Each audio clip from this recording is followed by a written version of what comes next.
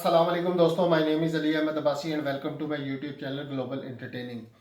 تو دوستوں، آج کی ویڈیو جو میں آپ لوگوں کے لیے لے کے آیا اس کا مختصر سا تعارف یہ ہے، جیسا کہ آپ کو معلوم ہے کہ فلسطین اور اسرائیل کے درمیان جنگ کا آغاز ہو چکا ہے۔ تو اس سے متعلق محمد علی مرزا صاحب اپنا موقف بیان کر رہے ہیں۔ ہو سکتا ہے ہمیں کچھ نیا سننے اور کچھ نیا سیکھنے کو بھی ملے، اس لیے ویڈیو کو لاسٹ تک ضرور دیکھیے گا، ویڈیو کو اسکپ نہ کیجیے گا۔ اور ویڈیو پہ جانے سے پہلے اگر آپ میرے چینل پر نئے ہیں تو میرے چینل کو سبسکرائب کر لیجئے گا۔ تو چلیں چل کے دیکھتے ہیں آج کی ویڈیو، اور میں ملتا ہوں آپ سے ویڈیو کے آخر میں۔ ہم انشاءاللہ تعالی جو اس وقت ایک کرنٹ ایشو چل رہا ہے، پیلسٹائن اور اسرائیل کا ڈسپیوٹ، فلسطین اور اسرائیل کا ایشو، اس کو انشاءاللہ ڈسکس کریں گے۔ آلموسٹ اس ماڈرن ایج میں اس کو 100 سال کمپلیٹ ہو چکے ہیں۔ مسئلہ تو یہ ہزاروں سال پرانا ہے، لیکن بیسیکلی اس ماڈرن ایج میں 1917 سے یہ ایشو زیادہ شروع ہوا، جب بالفور ڈکلیریشن ہوئی، جس کے تحت یہودیوں کو فلسطین کے اندر آباد کاری کی اجازت مل گئی یو کے کی حکومت کی طرف سے۔ اور چونکہ سلطنت عثمانیہ کے انڈر تھا یہ سارا ریجن، اور پہلی جنگ عظیم کے اندر سلطنت عثمانیہ کو شکست ہوئی، اس دوران انگریزوں نے یہ وعدہ کیا تھا عربیوں کے ساتھ کہ جب ہمیں فتح نصیب ہوگی تو ہم یہ علاقہ عربیوں کے حوالے کر دیں گے، چونکہ عرب اور عجم کا آپس میں ایک ضد اور کنفلکٹ رہتا تھا۔ اور دوسری طرف انہوں نے یہودیوں کو یہ امید دلائی کہ جب ہمیں یہاں پر حکومت مل گئی تو یہ ایریا آپ لوگوں کے حوالے ہم کر دیں گے، اور دونوں کے ساتھ انہوں نے خیانت کی اور اپنے پاس رکھ لیا۔ پھر خیر یو این او میں جب یہ مسئلہ گیا تو یو این او نے، اقوام متحدہ نے یہ ڈیسائیڈ کیا کہ 2 ریاستیں بنائی جائیں، ایک مسلمانوں کی اور ایک یہودیوں کی، لیکن وہ امپلیمنٹ نہیں ہو سکا۔ دونوں طرف سخت مزاج لوگ تھے جنہوں نے اس کو ایکسیپٹ نہیں کیا، اور اسرائیل کا پلڑا بھاری رہا۔ 1948 میں جوز نے اسرائیل نام کا ایک ملک قائم کر لیا، اور 1967 میں جب عرب ملکوں کے ساتھ اس کی جنگ ہوئی تو اس کا ایریا بڑھ گیا، اور آلموسٹ 6 دنوں کے اندر پوری عرب دنیا کو اسرائیل نے شکست دے کے اپنی دھاک بٹھا لی، اور اس وقت سے اسرائیل کی دہشت گردی جو ہے وہ روز بروز بڑھتی جا رہی ہے۔ باقی اگر آپ کو ہسٹری کا شوق ہے نا، تو پچھلے دنوں میں ڈاکٹر اسرار صاحب رحمہ اللہ تعالی کی تفصیلی ویڈیوز پرانی جو ریکارڈڈ ہیں اس ٹاپک کے اوپر اپلوڈ ہوئی ہیں۔ آج میرا خیال ہے ہم اس کی تفصیل میں نہ جائیں، ورنہ اس پہ 15-20 منٹ ہمارے لگ جائیں گے۔ بس ایک چیز میں ضرور بتا دوں گا، اور وہ ہے کہ وہ جو جگہ ہے وہ دنیا کے 3 مذاہب، آسمانی ریلیجن یعنی مسلمز، جیوز اور کرسچنز، مسلمان، یہود و نصارہ، ان تینوں کے لیے ایک رسپیکٹیبل جگہ ہے، اور رسپیکٹیبل پرسنالٹیز کے ساتھ وہ اٹیچ ہے۔ اسی وجہ سے وہاں پر تینوں مذاہب کے ماننے والے لوگ جانا اپنے لیے سعادت سمجھتے ہیں، لیکن اس میں کوئی شک نہیں ہے کہ وہ ٹاپ آف دا لسٹ اگر کسی کے لیے حرم کا درجہ رکھتی ہے تو وہ یہودی ہیں، اور اس میں کو ایگزسٹ کرنا چاہیے۔ میرا تو پوائنٹ آف ویو یہی ہے کہ جو سیدنا عمر رضی اللہ تعالیٰ عنہ نے یہودیوں کے اوپر احسان کیا تھا اور انہیں اجازت دی تھی وہاں پر آنے کی، اس کو اسی طریقے سے کنٹینیو کرنا چاہیے تھا، اور معاملات اتنے بگڑنے نہیں چاہیے تھے۔ لیکن یہودیوں نے بھی اس کا ناجائز فائدہ اٹھایا بعد میں، اور آج آپ دیکھ رہے ہیں کہ مسلمانوں کا وہاں پر قتل عام ہو رہا ہے، اور بعض انوسینٹ یہودی بھی اس میں مارے جاتے ہیں۔ عام پبلک تو نہیں چاہتی کہ وہ کنفلکٹ ہو۔ بہرحال اس کو آپ یہ سمجھ لیں کہ اس وقت اگر آپ ایریل ویو دیکھیں نا اس کا، اس پہاڑ کا جسے حرم کہتے ہیں جیوز، ہمارے لیے بھی حرم کی جگہ ہے۔ مسلمانوں کے جو 3 بڑے بڑے حرم ہیں ان میں سے ایک وہ ہے۔ بخاری اور مسلم دونوں میں حدیث ہے، اللہ کے محبوب صلی اللہ علیہ وآلہ وسلم نے فرمایا، 3 مسجدوں کے سوا کسی اور مسجد کی طرف اپنے کجاوے نہ کسو، ایکسٹرا آرڈنری ثواب کی نیت سے اس کا سفر اختیار نہ کرو مسجد کے طور پہ۔ ویسے تو آپ سفر اختیار کر سکتے ہیں، یعنی یہ نیت کرنا کہ فلاں جگہ ایسی جگہ ہے جہاں پہ نماز پڑھنے کا ثواب زیادہ ہے سوائے 3 مساجد کے. نمبر 1 بیت اللہ یا مسجد الحرام، نمبر 2 مسجد اقصی جسے بیت المقدس کہتے ہیں. یہ بیت المقدس نہیں ہے، یہ غلط لفظ ہے، یہ بیت المقدس لفظ ہے. اس کے لیے ایلیا کا ورڈ بھی استعمال ہوا احادیث میں، یروشلم اس جگہ کا نام ہے، مسجد اقصی، یہ سب ایک ہی جگہ کے نام ہیں. اور تیسرا آپ صلی اللہ علیہ وآلہ وسلم نے فرمایا کہ میری جو مسجد نبوی ہے یہ 3 ان مساجد میں سے ایک مسجد ہے. بل مسلمانوں کے لیے ایک اہمیت کی جگہ ہے وہ. مسلمانوں نے سیدنا عمر رضی اللہ تعالیٰ عنہ کے دور میں جنگ یرموک کی کامیابی کے بعد جب رومن امپائر کا زور ٹوٹ گیا تو اس شہر کا محاصرہ کر لیا تھا، اور یہ ایک پیس ٹریٹی کے تحت مسلمانوں کے حوالے ہوا تھا. یہ شہر، اس پہ قبضہ تھا کرسچنز کا، اور آلموسٹ سمجھ لیں ان کا قبضہ تھا 600 سال سے، آلموسٹ 600 سال ہو چکے تھے اس وقت تک، کیونکہ نبی صلی اللہ علیہ وآلہ وسلم کی پیدائش ہوئی ہے 571 عیسوی میں، اور 70 عیسوی میں آپ کی پیدائش سے 500 سال پہلے ٹائٹس نام کا ایک بادشاہ تھا رومن امپائر کا بت پرست،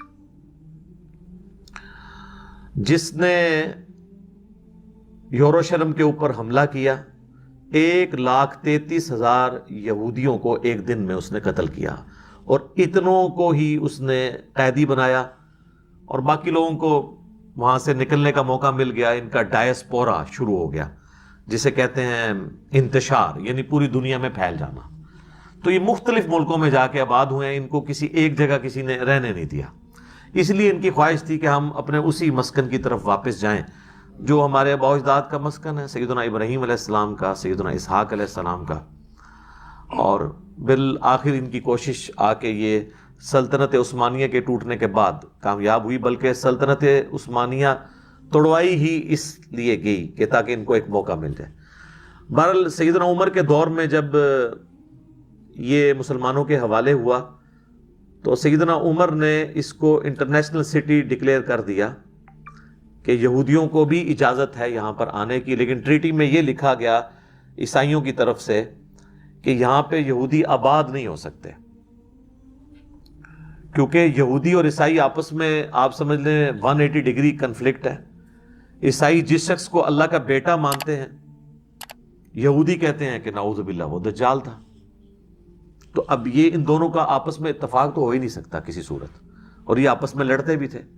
سیدنا عمر کا احسان ہے یہودیوں کے اوپر کہ انہوں نے ان کے لیے اجازت نامہ کر دیا کہ تم لوگ یہاں پہ آ سکتے ہو، آباد نہیں ہوگے، وزٹ کرو اپنے ہولی پلیسز کی، پھر واپس چلے جاؤ. اور پھر آلموسٹ یہ آپ سمجھ لیں پوری ہسٹری میں تقریباً 1300 سال تک یہ مسلمانوں کے پاس ہی رہا ہے. بیچ میں کچھ عرصہ کے لیے صلیبی جنگوں میں عیسائیوں کے پاس یہ چلا گیا، لیکن پھر صلاح الدین ایوبی نے جو ہے اس کو حاصل کر لیا. اوورال زیادہ پیریڈ مسلمانوں کے پاس ہی رہا، اور مسلمان جتنے بھی حکمران تھے وہ اس ٹریٹی کے اوپر قائم رہے کہ انہوں نے یہودیوں کو وہاں آباد نہیں ہونے دیا. البتہ یہ احسان تھوڑا تھا کہ عیسائی تو ان کو آنے نہیں دیتے تھے، تو آنے والا معاملہ تو شروع ہو گیا. باقی اس میں کافی ساری تفصیلات ہیں، وہ میرا آدھا گھنٹہ اس کے اوپر لگ جائے گا، ضرورت نہیں ہے. وہ زیادہ انٹرسٹ کی چیز ہسٹوریکلی تو ہو سکتی ہے، لیکن اس وقت جو ڈسپیوٹ چل رہا ہے اس میں اس کا کوئی لینا دینا نہیں ہے. صرف میں ایک نقشہ آپ کو بیان کر دیتا ہوں مسجد اقصیٰ کا، کہ اگر آپ ایریل ویو سے دیکھیں مسجد اقصیٰ جو ہے وہ اس طریقے سے لمبائی کے رخ ہے، اور اس کے کارنر کے اوپر ایک گنبد بنا ہوا ہے ڈارک گرین کلر کا، اور یعنی وہ محراب. اور اس کے بالکل اپوزٹ سائڈ کے اوپر آلموسٹ آپ سمجھ لیں 1 کلومیٹر یا اس سے بھی کم بنتا ہے، ایک پیچھے ڈوم ہے جسے ہم کہتے ہیں ڈوم آف دا راک، قبۃ الصخرہ، چٹان کا گنبد. اس کے نیچے وہ چٹان ہے جس سے نبی صلی اللہ علیہ وآلہ وسلم تشریف لے گئے تھے معراج کے اوپر. تو اس وقت پریکٹیکلی چونکہ یہ مسجد اقصیٰ جو ہے وہ خانہ کعبہ کے رخ بنی ہوئی ہے، لہٰذا مسجد اقصیٰ میں جب آپ کھڑے ہوتے ہیں تو آپ کی پیٹھ ہوتی ہے اس گولڈن ڈوم کی طرف، جسے عموماً لوگ مسجد اقصیٰ سمجھتے ہیں. وہ مسجد اقصیٰ نہیں ہے، وہ ڈوم آف دا راک ہے. مسجد اقصی وہ ہے جس کا چھوٹا سا گرین گنبد ہے. انشاءاللہ ہم اس میں اٹیچ بھی کر دیں گے. اب آپ جب قبلہ رخ کھڑے ہوں گے نا، اگر آپ گولڈن ڈوم کے نیچے کھڑے ہیں تو آپ کو گولڈن ڈوم کی طرف پیٹ کر کے اس طرف قبلہ ہے، اور اس کی رائٹ سائڈ پہ، مسجد اقصی کی رائٹ سائڈ پہ وہ ایک ویلنگ وال ہے جسے کہتے ہیں دیوار گریہ، جو ہیکل سلیمانی کی ایک دیوار بچ گئی ہے، جو ٹائٹس نے جب حملہ کیا تھا ہیکل سلیمانی کو توڑ دیا تھا. تو وہ ایک دیوار ہے جس کے سامنے وہ گریہ کرتے ہیں، اور وہ تورات پکڑ کے آپ دیکھیں نا تو وہ بڑا تیزی سے یوں ہل ہل کے، بلکہ ان کی وہ عادت ہے، مسلمانوں میں بھی آلموسٹ یہ عادت آئی ہوئی ہے. آپ مساجد میں، مدرسوں میں حفاظ کو بھی دیکھیں نا تو وہ بھی قرآن ہل ہل کے پڑھتے ہیں. تو یہ ٹیکنیکلی ویسے کسی حد تک ٹھیک ہوتا ہے، وہ تھوڑا خون کی گردش ہوتی رہتی ہے، بل وہ وہاں پہ گریہ کے طور پہ کر رہے ہوتے ہیں، یعنی رو رہے ہوتے ہیں اپنے اس گولڈن پیریڈ کو یاد کر کے. تو وہ یہ ٹوٹل نقشہ بنتا ہے، یہ دیوار گریہ، یہ مسجد اقصی، اور یہ ڈوم آف دا راک، جسے عموماً لوگ سمجھتے ہیں کہ یہ مسجد اقصی ہے. مسجد اقصی یہ نہیں ہے. البتہ یہ ضرور ہے کہ یہ بیت المقدس یا ایلیا یا یوروشلم، یہ سب ایک ہی جگہ کے نام ہے. یعنی پہلے اگر ان 17 مہینوں کو کنسیڈر کیا جائے جو صحیح بخاری میں آتا ہے کہ نبی علیہ السلام نے بیت المقدس کی طرف رخ کر کے نماز پڑھی، تو وہ اسی چٹان کی طرف ہی رخ ہوتا تھا.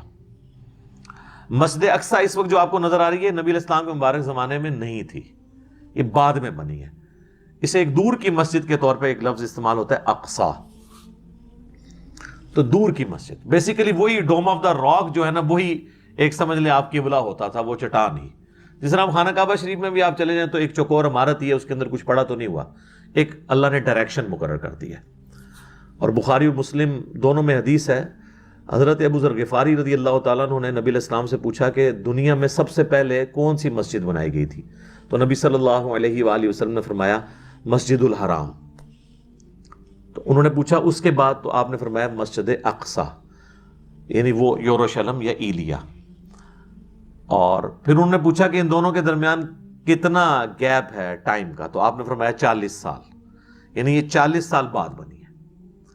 تو اس سے یہ پتہ چلا کہ یہ جو بیت اللہ ہے یا مسجد اقصی، یا آپ اسے یوروشلم کہہ لیں یا بیت المقدس کہتے ہیں، یہ لفظ بیت المقدس ہے، مقدس نہیں، مقدس.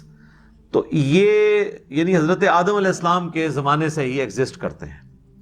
بیچ میں بنی اسرائیل کی خواہش کے اوپر قبلہ جو ہے وہ بیت المقدس کیا گیا. اصل میں قبلہ حضرت آدم علیہ السلام کا بھی بیت اللہ تھا جو مکہ کے اندر ہے، اور حضرت ابراہیم علیہ السلام کا بھی قبلہ وہی تھا. حضرت ابراہیم علیہ السلام کے بعد بنی اسرائیل کی خواہش کے اوپر وہ قبلہ اس طرف ہوا. نبی صلی اللہ علیہ وآلہ وسلم کی خواہش تھی کہ قبلہ واپس سے ابراہیمی ہو جائے، اور وہ سورۃ البقرہ کے میں آپ دیکھ لیں، دوسرے پارے کے آغاز میں بڑی ڈیٹیل اللہ تعالیٰ کی طرف سے ارشاد ہے کہ نبی صلی اللہ علیہ وآلہ وسلم کا چہرہ مبارک ہم آسمان کی طرف اٹھانا دیکھ رہے ہیں، عنقریب ہم تمہیں اسی قبلے کی طرف کر دیں گے. اور اللہ نے خواہش پوری کی، اور اس میں اللہ نے فرمایا اس لیے کی ہے کہ تاکہ اہل کتاب کے پاس کوئی حجت نہ رہے تمہارے خلاف، کیونکہ وہ اندر جب بیٹھتے تھے تو کہتے تھے اگر یہ ابراہیمی ہوتا تو یہ ہمارے قبلے کی طرف منہ کر کے نماز کیوں پڑھ رہا ہے. اور جب قبلہ چینج ہو گیا تو کہنے لگے اچھا ابھی تک تو تم موسیٰ کے قبلے کی طرف سے، اب تم نے قبلہ ہی بدل دیا. تو ایک ٹکٹ میں 2 مزے کرتے تھے. اسی لیے پھر آغاز ہوا نا دوسرے پارے کا، سَيَقُولُ السُّفَهَاءُ، عنقریب بے وقوف لوگ کہیں گے کہ قبلہ کیسے بدل گیا. یعنی اللہ تعالیٰ نے بھی جو ایشو کو ایڈریس کیا تو ایک ایشو ایڈریس ہوا ہے، دوسرا اپنی جگہ باقی ہے. اس کو ایڈریس کرتے تو یہ کھڑا رہتا. تو دنیا میں جو لوگ ٹروتھ لور نہیں ہوتے نا، آپ ان کو شکست اس حوالے سے نہیں دے سکتے کہ ان کے سارے وسوسے سیٹل کرتے ہیں، کسی حد تک ہی سیٹل کر سکتے ہیں. بہرحال وہ قبلہ نبی علیہ السلام کی مبارک خواہش کے اوپر دوبارہ سے بیت اللہ بن گیا. اور اس کو سپورٹیو وہ آیت بھی ہے سورہ آل عمران کی جو آیت ہے نا 96 نمبر. اللہ تعالیٰ نے فرمایا اعوذ باللہ من الشیطان الرجیم ان اول بیت وضع للناس للذی ببکۃ مبارکا وہدی للعالمین، پہلا گھر بے شک جو لوگوں کے لیے مقرر کیا گیا وہ ہے جو بکہ کے اندر ہے. یہ بکہ اور مکہ یہ ایک ہی شہر کی 2 آپ سمجھ لیں پروننسیشن ہے. جس طرح ہمارے پڑوسی ملک میں بامبے اور ممبئی میم کے ساتھ بھی بولا جاتا ہے اور با کے ساتھ بھی، یہاں پہ بھی مکہ اور بکہ دونوں. وَهُدًى لِّلْعَالَمِينَ، اور یہ ہدایت کا نشان ہے سارے جہان والوں کے لیے، یعنی ایک مرکز ہے. فیہ آیات بینات، یہاں پر کھلی نشانیاں ہیں، مقام ابراہیم، جن میں سے ایک مقام ابراہیم ہے، ومن دخلہ کان آمنا، جو اس میں داخل ہوا وہ امن والا ہو گیا، وللہ علی الناس حج البیت، اور لوگوں پر اللہ کا حق ہے کہ وہ اس گھر کا حج کرے، من استطاع الیہ سبیلا، جو کہ استطاعت رکھتا ہے اس کی طرف سفر کرنے کی، ومن کفر فإن اللہ غنی عن العالمین، اور جو کوئی کفر کرے گا تو اللہ تعالیٰ بے پرواہ ہے تمام جہان والوں کے اگینسٹ، اللہ کو کسی کی پرواہ نہیں ہے، یہ لوگوں کی ضرورت ہے۔ اس سے بھی پتہ چلا کہ ہمارا جو اول قبلہ ہے وہ خانہ کعبہ ہے، لہٰذا یہ ایک غلط العام ہے جو ہم کہتے ہیں کہ قبلہ اول بیت المقدس ہے یا مسجد اقصی یا یروشلم یا ایلیا، وہ ہمارا قبلہ اوسط ہے، درمیانی قبلہ۔ قبلہ اول اور قبلہ آخر دونوں خانہ کعبہ شریف ہے، اور یہ یعنی ایک مت ٹوٹنی چاہیے۔ قبلہ اول اسے نا ویسے تو کہا جاتا ہے، وہ اس لیے کہا جاتا ہے کہ 17 مہینے نبی الاسلام نے چونکہ اس طرف نماز پڑھی ہے، لیکن نبی الاسلام جب اس خواہش کا اظہار کر رہے تھے کہ ابراہیمی قبلہ ہو جائے، اور نبی الاسلام ابراہیمی دین پہ ہیں اور ہم ملت ابراہیمی پہ ہیں، ملت ابیکم ابراہیم ہوا سماکم المسلمین من قبل وفی ھذا، پیروی کرو ابراہیم کی ملت کی جس نے تمہاری پیدائش سے پہلے تمہارا نام مسلم رکھا، اور اللہ تعالیٰ نے اس کتاب میں تمہارا نام مسلم رکھ دیا۔ تو جب ہم دین ابراہیمی پہ ہیں تو دین ابراہیمی کا قبلہ اول بھی خانہ کعبہ، حضرت آدم علیہ السلام کا بھی قبلہ وہی تھا۔ بیچ میں جب اس کی عمارت کی نشانات مٹ گئے، پھر اللہ تعالیٰ نے فرمایا نا ہم نے ابراہیم کو وہ جگہ دکھا دی، تو دوبارہ سے انہوں نے انہی بنیادوں کے اوپر قبلے کو کھڑا کیا۔ ہے یہ حضرت آدم علیہ السلام کے زمانے سے، کیونکہ جب سے پہلا انسان دنیا میں موجود ہے اس نے اللہ کی بات تو کرنی ہے، کسی طرف رخ تو کرنا ہے، تو وہ اللہ نے مقرر کیا ہوا تھا۔ تو قبلہ اول اور قبلہ آخر یہ دونوں ہیں خانہ کعبہ شریف۔ بیت المقدس ہمارے لیے قبلہ اوسط ہے، درمیانی پیریڈ کا، ٹرانزیشن پیریڈ کا، کچھ عرصے کے لیے ایک کامن ٹرم کے طور پہ 17 مہینے کے لیے، صحیح بخاری میں آتا ہے، وہ قبلہ مقرر کیا گیا تھا تاکہ ایک نیگیٹو سائیکالوجی یہودیوں کی طرف سے پیدا نہ ہو جائے، وہ سمجھیں کہ یہ بھی موسیٰ علیہ السلام کے ماننے والے ہیں، بنی اسرائیل کی شریعت کی ہی کنٹینیوشن ہم اس کو مانتے ہیں، یہ اس کے پیچھے حکمت تھی۔ اب ایسی صورتحال میں جو عام مسلمان ہیں نا وہ گلٹ کا شکار ہیں، ان کے دل کے اندر ایک غم کی کیفیت آتی ہے کہ جی ہمارے اوپر کیا ذمہ داری ہے، جہاد تو نہیں فرض ہو چکا، قتال فرض تو نہیں ہو چکا، اور آپ کو پتہ کتنی این جی اوز جو ہیں نان گورنمنٹ آرگنائزیشن یا ان کو نان اسٹیٹ ایکٹر کہہ لیں، وہ لوگ انہوں نے تو بھرتیاں بھی شروع کر دی ہیں مجاہدین کی، اور جا کے ہم جہاد کریں گے۔ اور ظاہر جہاد کی خواہش تو ہر مسلمان کے دل میں ہوتی ہے، قتال جہاد کا اعلیٰ ترین درجہ ہے، اور یہ اسلام کی ہائیسٹ گڈ، سمم بونم، جو ایمینوئل کانٹ کی فلاسفی میں ہائیسٹ گڈ اسلام کی چوٹی ہے۔ حتیٰ کہ بخاری و مسلم دونوں میں حدیث ہے، اللہ کے محبوب صلی اللہ علیہ وآلہ وسلم نے فرمایا میری خواہش ہے میں اللہ کی راہ میں قتل کیا جاؤں، پھر زندہ کیا جاؤں، پھر قتل کیا جاؤں، پھر زندہ کیا جاؤں، پھر قتل کیا جاؤں، پھر زندہ کیا جاؤں، پھر قتل کیا جاؤں۔ صحیح مسلم میں ایک اور حدیث ہے، جس کے دل میں شہادت کی تمنا نہیں ہے وہ منافقت کی شاخ پہ مرا، یعنی مسلمان کے ایمان کا حصہ ہے اللہ کے لیے جان دینا۔ شہید کون ہوتا ہے؟ جو گواہی دیتا ہے پریکٹیکلی مر کے کہ جس دین کا میں بلیور ہوں اس کے لیے اپنی جان بھی دے دوں گا، اور اس میں ایک اللہ نے آسانی رکھی ہے۔ صحیح مسلم میں ہی ایک اور حدیث ہے کہ آپ صلی اللہ علیہ وآلہ وسلم نے فرمایا جس شخص کے دل میں شہادت کی تمنا ہوئی اور اسے بسترے پر بھی موت آ گئی عام حالت میں، اللہ کے حضور وہ شہید لکھا جائے گا، بشرطے کہ اس کے دل میں تمنا ہوئی، یہ شرط ہے۔ تو ظاہر مسلمانوں کے دلوں میں تمنا تو موجود ہے، اور پھر ہمارے علماء جن کے بچے تو خود یورپ اور امریکہ میں پڑھتے ہیں، لیکن جمعے کی تقریروں میں ہمارا خون کروانے کے لیے تو ماشاءاللہ ان کی خدمات حاضر ہیں، وہ بھی لوگوں کو کہتے ہیں جناب نکلو نکلو نکلو، اور اس سے پھر لوگ سوچتے ہیں کہ پتہ نہیں ہم گنہگار تو نہیں ہو رہے۔ جناب آپ کوئی گنہگار نہیں ہو رہے، یہ آپ کی رسپانسبلٹی نہیں ہے، یہ ذہن میں رکھیے گا۔ لہٰذا جتنی جہادی تنظیمیں ہیں یا اس طرح کے علماء قرآن سے جتنی آیات پیش کر کے نبی علیہ السلام کے مبارک زمانے کی، اس زمانے میں تو ہجرت فرض کر دی گئی تھی، اور نبی علیہ السلام کے ہاتھ مضبوط کرنے کے لیے یہ حکم دیا گیا تھا سب لوگ مدینہ شریف آئیں، جو ہجرت نہیں کریں گے منافق ڈکلیئر ہوں گے۔ اسی کانٹیکسٹ میں ہی سورہ نساء میں آیات ہیں کہ تم لوگ غریب لوگ جو کافروں کے قبضے میں ہیں اور اللہ سے دعائیں کرتے ہیں ان کی مدد کے لیے کیوں نہیں جاتے؟ ان آیات کو لے کے آج کے دور میں اپلائی کرنا، ان مسلمانوں کا کرنا جو ایک دوسرے کا گلا کاٹتے ہیں، تو ان کی کریڈیبلٹی کہاں تک ہے؟ اس وقت تو مسلمانوں کی تعداد تھوڑی تھی، تو ہر بندے کے اوپر جہاد کرنا فرض تھا۔ سیدنا عمر نے اپنے دور خلافت میں کوئی ایک جنگ بھی لڑی ہے؟ تو یہ آیات ان کو بھول گئی تھی، اس لیے کہ انہوں نے جنگ کے لیے فوج قائم کر دی تھی، کوفے کو فوجی چھاؤنی ڈکلیئر کر دیا تھا، قادسیہ اور یرموک میں سیدنا عمر خود نہیں گئے ہیں، آپ نے فوج روانہ کی ہے۔ تو آج بھی یہ فوج کا کام ہے، کسی جہادی تنظیم کا نہیں ہے کہ وہ پرائیویٹ مجاہدین بھرتی کرے اور ان کو وہ صحابہ کرام کے بارے میں بتائے۔ اور یہ بھی آج ایک آپ مت دور کر لیں، جو لوگ کہتے ہیں نا کہ جی وہ صحابہ کرام کا ایمان بڑا مضبوط تھا، ایمان مضبوط ہو تو آپ کے پاس اسلحہ کم بھی ہو تو کوئی مسئلہ نہیں ہے، آپ ٹکرا جائیں۔ میرے بھائی یہ بھی آپ بالکل غلط بات کر رہے ہیں۔ اس کی وجہ یہ ہے کہ صحابہ کرام اگر تلوار لے کے جاتے تھے نا تو سامنے والے کے پاس بھی تلوار ہی ہوتی تھی، تھا کہ نہیں؟ برابر ہی ہوتا تھا نا۔ آپ یہ کہہ سکتے ہیں کہ ادھر تعداد تھوڑی تھی ادھر تعداد زیادہ تھی، یہ نہیں ہوتا تھا کہ یہاں سے وہ تلوار لے کے گئے ہیں اور سامنے سے بندہ گولی لے کے آ گیا۔ وہ تو میں کہتا ہوں آپ اس بات کو آپ نے گستاخی نہیں شمار کرنا۔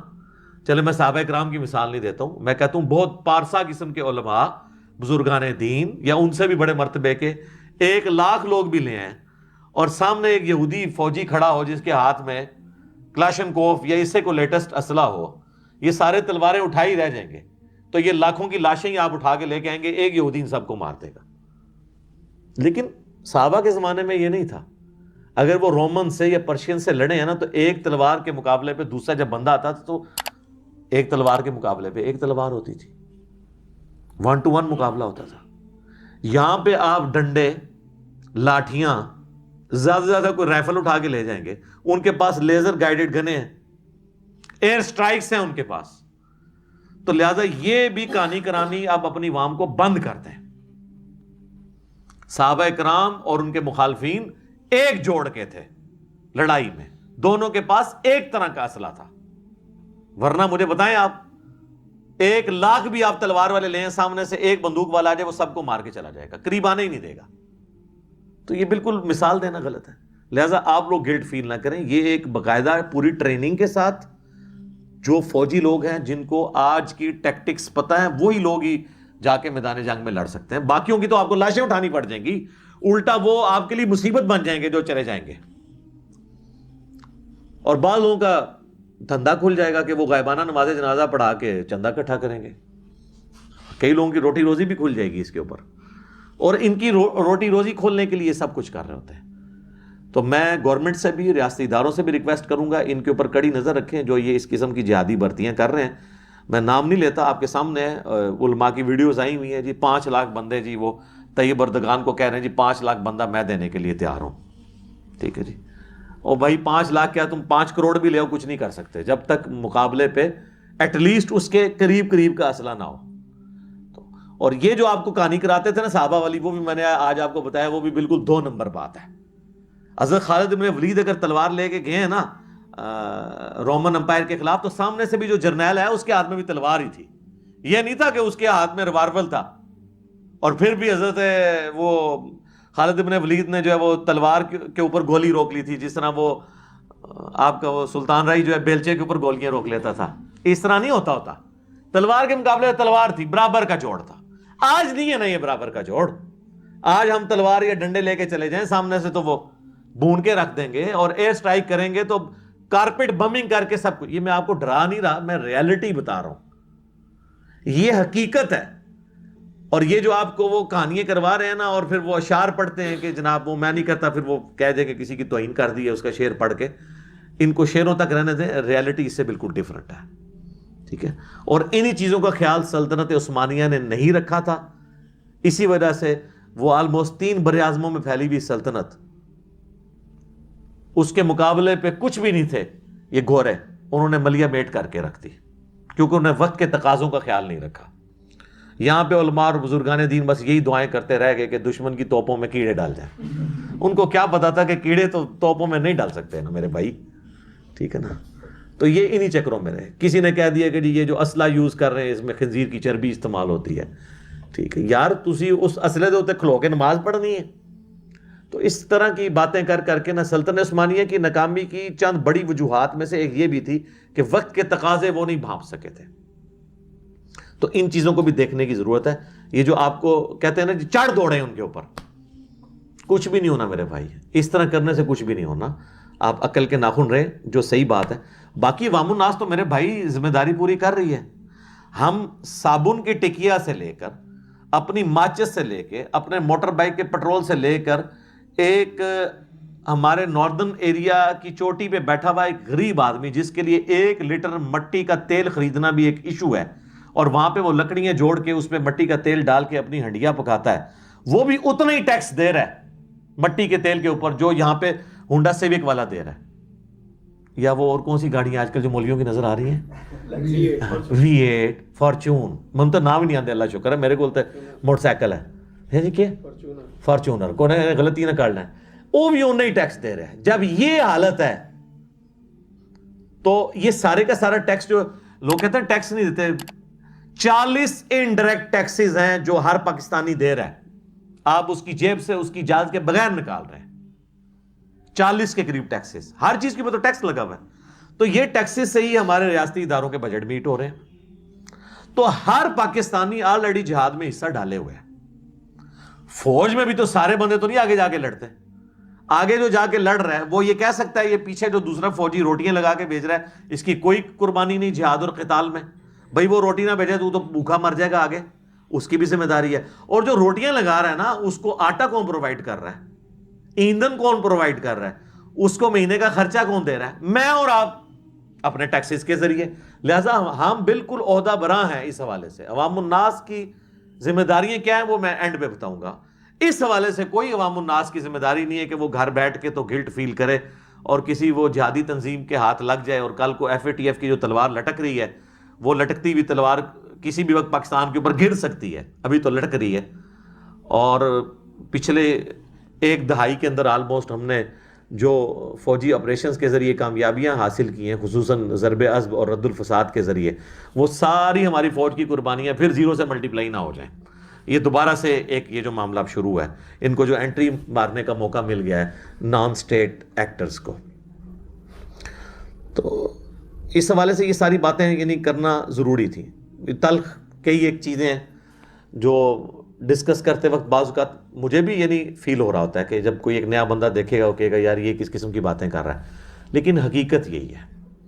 وہ اگلے دنوں بھی کسی نے وہ ایک لطیفہ انہوں نے مجھے بتایا, وہ شیئر کیا ہوا تھا, لیکن یہ ہے زبردست بات ہے کہ مسجد میں نماز پڑھتے ہوئے جو پہلی صف والے بابے ہیں وہ تو امریکہ کی اور اسرائیل کی تباہی کی باتیں کر رہے ہوتے ہیں, اور جو پچھلی صف والے بچے ہیں وہ امریکہ کے ویزے اور گرین کارڈ کے لیے دعائیں کر رہے ہوتے ہیں. تو دیکھ لیں آپ, یہ جتنے لوگ ابھی ریلیاں نکال رہے ہیں, یہ سب کچھ کر رہے ہیں, ان میں سے آپ کسی کو آفر کریں یہ سب ویزا لگا کے چلے جائیں گے. حقیقت بات ہے. آپ کو یہاں بیٹھ کے کہہ رہے ہیں ان کی پروڈکٹس کا بائیکاٹ کریں, یہ کہتے ہیں نا, اور خود وہاں بیٹھے ہوئے ہیں, ان کو ٹیکس دے رہے ہیں, اور ان ٹیکسز سے ان کی فوج ہمارے مسلمانوں کو قتل کر رہی ہے. تو ان کو کہ ذرا آپ قربانی کر کے واپس آ جائیں نا پاکستان. نہیں آئیں گے. آپ کو کیا کہہ رہے ہوں گے, ان کے پروڈکٹ کا بائیکاٹ کرتے ہیں, خود بیٹھ کے ان سے کھا رہے ہوں گے. تو یہ دوگلی پالیسی ہے. یہ اسی طریقے کے بھاشن ہے جو ہمارے علماء لوگوں کو نیکی کا بھاشن تو دیتے ہیں لیکن خود اس پہ عمل انہوں نے نہیں کرنا ہوتا. تو یہ حال ہے کہ وہ بزرگ جو ہیں وہ تو اسلام دشمن قوتوں کی تباہی کی دعا کر رہے ہوتے ہیں, اور ان بزرگوں کی اولادیں جو ہیں ان ملکوں کے ویزوں کے لیے دعائیں کر رہی ہوتی ہیں. ایک ہی مسجد میں آپ دیکھ لیں 2 اسٹیٹ آف مائنڈ چل رہے ہیں, اور ریالٹی یہی ہے چاہے ہمیں بری لگے.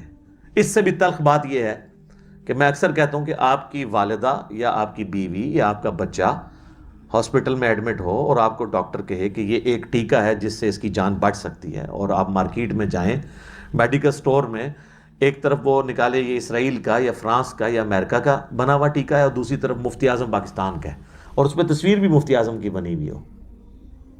تو اس مفتی اعظم پاکستان وہ بریلوی ہے, دیوبندی یا اہل حدیث یا شیعہ کا جو اس کو مفتی اعظم مانتا بھی ہے, اور حافظہ اللہ اور دامت برکاتہم عالیہ اور آیت اللہ اور حافظہ اللہ کہتا ہے, وہ بھی اس کا ٹیکہ نہیں لے گا.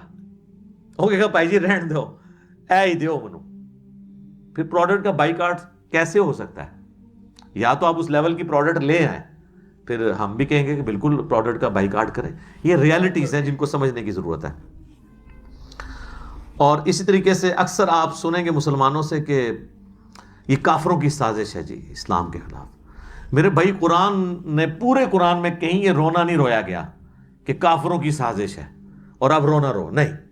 یہ بتایا گیا کہ کافر یہ سازش کر رہے ہیں, تم نے یہ کرنا ہے. یہ تو اسی طریقے سے ہے کہ کوئی شخص کہ میں فیل اس لیے ہوا ہوں کہ میرا پیپر لیا گیا. اگر میرا پیپر نہ لیا جاتا میں نے فیل نہیں ہونا تھا. بھائی پیپر تو لیا جائے گا, دنیا میں تو امتحان سے آپ نے گزرنا ہے. تو یہ کافر یا شیاطین یہ مسلمانوں کی آزمائش ہے. اگر آپ کہیں یہ ہو ہی نہ تو پھر تو میں جنت ہی پہنچ جانا سی, پھر تو انہوں نے بھی پہنچ جانا سی جنت ہی.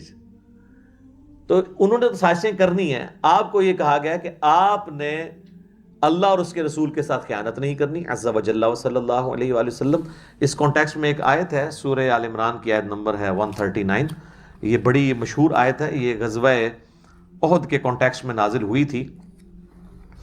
وَلَا تَهِنُوا, دیکھنا بے دل نہ ہونا, کمزور دلی نہ دکھانا. وَلَا تَحْزَنُوا, اور نہ غم کرنا.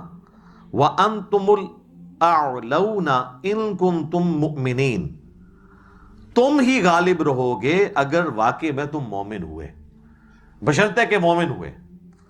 وہ جو صحیح مسلم میں حدیث ہے, نبی صلی اللہ علیہ وآلہ وسلم نے فرمایا اللہ تعالیٰ اس قرآن, اس کتاب کی وجہ سے قوموں کو عروج دے گا اور اس کتاب کی وجہ سے قوموں کو زوال دے گا. جسے ڈاکٹر اقبال نے کہا تھا, وہ زمانے میں معزز تھے مسلمان ہو کر اور تم خوار ہوئے تارک قرآن ہو کر. تو بالکل صحیح بات کی تھی انہوں نے, بالکل اس کی ایکسپلینیشن ہے. جی تو دوستو یہ تھی ہماری آج کی ویڈیو. امید کرتا ہوں کہ آپ کو ویڈیو اچھی لگی ہوگی, آپ کو ضرور کچھ نیا سیکھنے اور سننے کو ملا ہوگا. باقی دعا یہ ہے کہ اللہ پاک دنیا بھر میں جہاں کہیں مسلمان آباد ہیں ان کی عزت کی اور جان کی مال کی حفاظت فرمائے. اور آخر میں یہ کہوں گا کہ اگر آپ کو ویڈیو اچھی لگے تو لائک ضرور کیجیے گا اور کمنٹ باکس میں اپنی قیمتی رائے کا اظہار بھی ضرور کیجیے گا. اور پھر اس سب کے بعد اگر تھوڑی سی انرجی بچ جائے تو میری ویڈیو کو شیئر بھی ضرور کیجیے گا. میں ملتا ہوں آپ سے اپنی اگلی ویڈیو میں, تب تک اپنا بہت خیال رکھیے گا. اللہ حافظ.